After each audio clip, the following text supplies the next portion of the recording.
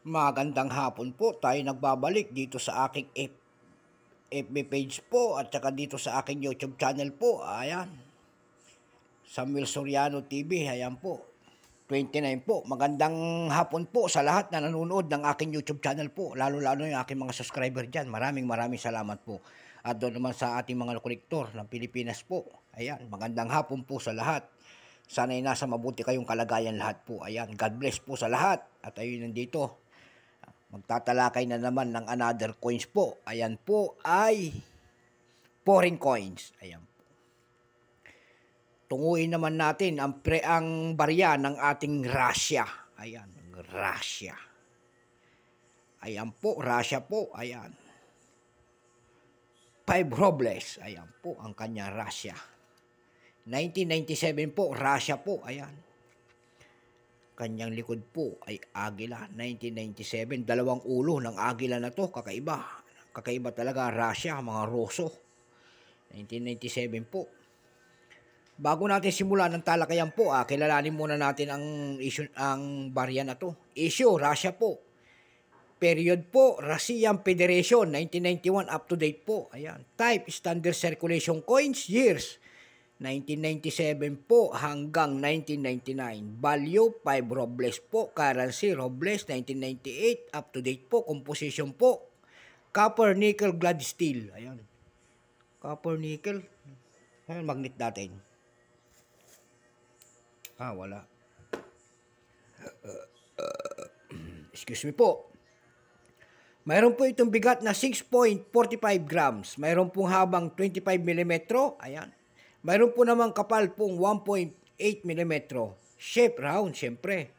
Orientation, middle alignment po, number N-1732 po. Reference number Y-606. Ayan po. Naliwanagan tayo sa barya ng Russia na to. Dalawang variety po ang ginawa ng Russia sa coins na ito. Mayroon po 1997, kung tawagan nila ay Moscow Mint. Ayan. May St. Peter Mint. Ayan, malupit. St. Peter Mint. Ayan po. Dumako tayo doon sa unang 1990 Moscow Mint. Ayan, 52% po ang kanilang ginawa. Wala pa pong mintage kung ilang piraso nang ginawa ng Russia sa barya na to. Basta percent lamang, 52%. Doon naman sa St. Peter Mint po ay 35%. Ayan. Doon po sa 52% po, may presyo na ng ating numista.com po. Ayan pa, verify niya ay 13, extra fine 32, almost uncirculated po ay 32. Doon naman po sa Peter Mint po, mayroon na rin presyo po ng kanyang selling price po. Ayan. Verify po 13, extra fine 13, almost uncirculated 13. Ayan po. Dako naman tayo doon sa kanyang pandaigdigan pong presyo. Ayan po, sa numista.com po, mayroon na po nagbebenta doon nito ng $12.93. Ayan po. Doon naman sa ed.com po, may nagbebenta nito na $1.09. Mayroon din naman po nagbebenta po nito doon ng $2.84. Ayan. So, 100 pataas na ang kanyang presyo.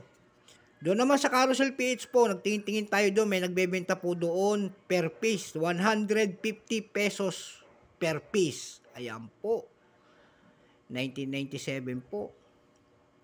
So, hanggang dito na lamang ang ating vlog. Ayan po, sa hapong ito ulit. Ayan. Sa susunod naman po uling vlog. Ayan po, at magandang hapon po sa lahat. Luzon, Visayas, Mindanao, kung saan kayong panig ng mundo po. Maraming salamat ng aking mga subscriber dyan. Thank you so much po sa lahat. Doon sa aking FB page din. Ayan po.